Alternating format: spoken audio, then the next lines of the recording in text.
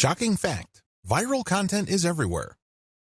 Believe it or not, there is tons of stuff going viral on Facebook and Twitter every single day.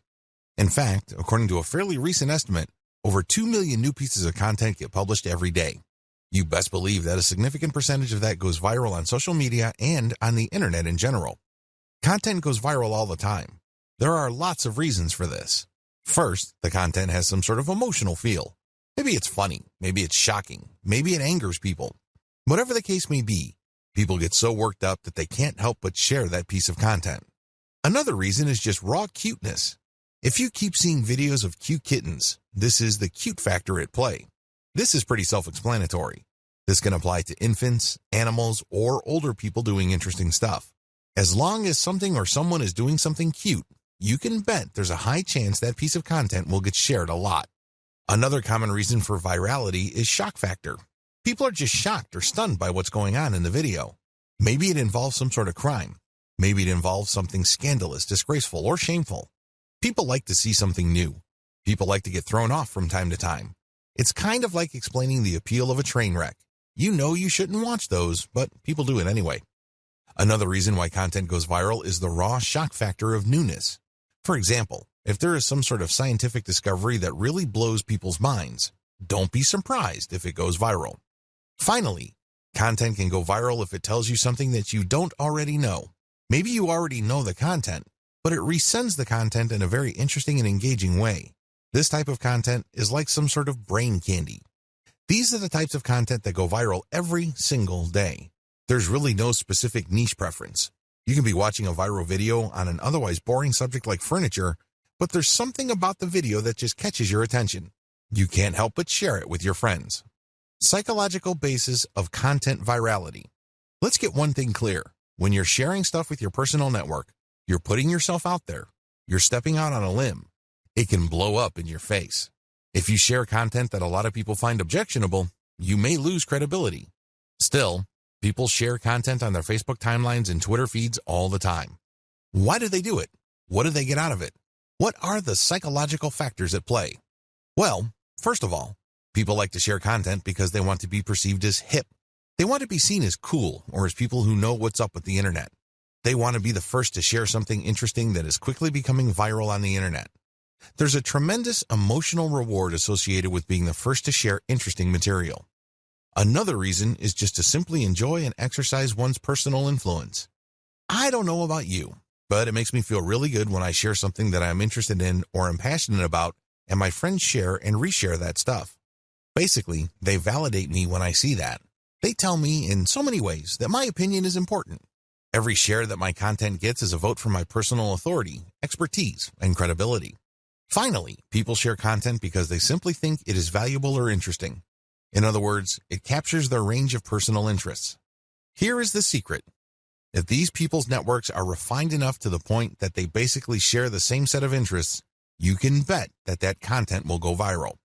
Basically, if you like rabbits, and I like rabbits, and I post videos of cute rabbits, chances are you will click the share button once you see my status update on your timeline. Chances are you also have friends who are interested in the same things. You probably have friends who are interested in rabbits, and they will share your content, and so on and so forth. Never underestimate how viral shared interests could be, because this is how Facebook is organized.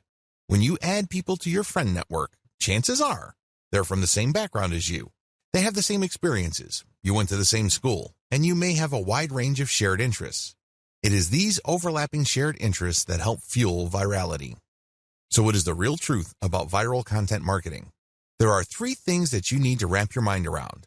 Do this, and you will do well with viral marketing. Screw this up, and you will continue to mess up long into the future. You will continue to struggle. First, you don't have to come up with something new. Second, you can reuse somebody else's stuff. Third, you can reverse engineer your competitors' viral materials and networks. Put this all together, and you have all that you need for a successful viral content marketing campaign. Save time and money by deciding not to do this. Let's get one thing clear. You definitely have the right to try to come up with your own content and hope against hope that somehow, some way, it will become viral. You're more than welcome to do that. But let me tell you, if that is your plan, prepare to waste a lot of time, money, and motivation. I don't know about you, but for me, there's nothing more demoralizing than putting in a lot of time, effort, and emotional energy into something and not seeing any results. No traffic, no conversions, no cash, no way. You only have to go through a few more days or weeks of that experience before you want to give up. That is precisely why a lot of people fail with viral content marketing. They see that it's not working, so they give up. The sad fact is, they set themselves up to fail. They let themselves down. How come? They pursue the wrong strategy. They try to come up with something hot, new, awesome, revolutionary, and groundbreaking. But for every single marketer who is able to pull that off, there are countless others who fall flat on their faces. My advice to you, don't do it. Seriously, don't even try. Let's get real here. Just because you think a content idea is hot and will go viral, it doesn't necessarily mean that it will. In fact, in most cases, that never happens. Unless you can read the minds of your target audience members, you would be better off not coming up with your own stuff. Coming up with some new viral content can be expensive, both in terms of time and money. The better way. So, what is the best way to do viral content marketing? First, you need to zero in on your niche. Remember, not all the viral content out there being shared over and over again is in your niche. In fact, the vast majority is probably not in your niche. Focus instead on proven winners in your specific niche. You need to look at how many times they've been shared. You need to look at how many times they've been retweeted. These are good indicators of how truly viral they are. It's extremely important that you focus on how many shares a piece of content has gotten. This is a good indication of how viral it is. Let me tell you, it doesn't matter how many times people like it, bookmark it, comment on it. None of that matters. Because when they do that, they're not directly recommending that piece of content to their circle of influence. They're not pushing that piece of content to people who may share the same interests when they click the like button or leave a comment. Don't waste time considering social engagement signals that don't really push the ball forward.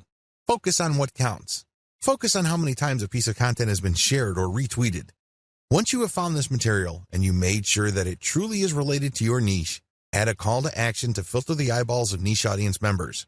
This is a crucial part of the process. If you were just going to poach niche content that has already gone viral, you're not really adding much value. You're also setting up false hopes for yourself. How come? Well, chances are the vast majority of people sharing that cute video that you found and reshared are not in your target niche. You have to call people to action to a link paired with a viral video or viral picture that filters your niche audience members. For example, if you are passing along a video of a cat giving its owner a high five, you can put a call to action saying, "For amazing cat training tips, visit this site." Now, please understand that the vast majority of people sharing that cute and funny video of a cat giving high fives or fist bumps probably don't even have cats. They just think that the video is funny. They just think that it's cute and awesome. They believe it puts a smile on people's faces. But let me tell you, most of those people are probably not in your target market. The good news is, by putting a call to action with the content that you are resharing, some people who are members of your niche audience will click through. You have pre-qualified them. This is how you piggyback on tried and proven viral content that is either directly or somewhat related to your target niche.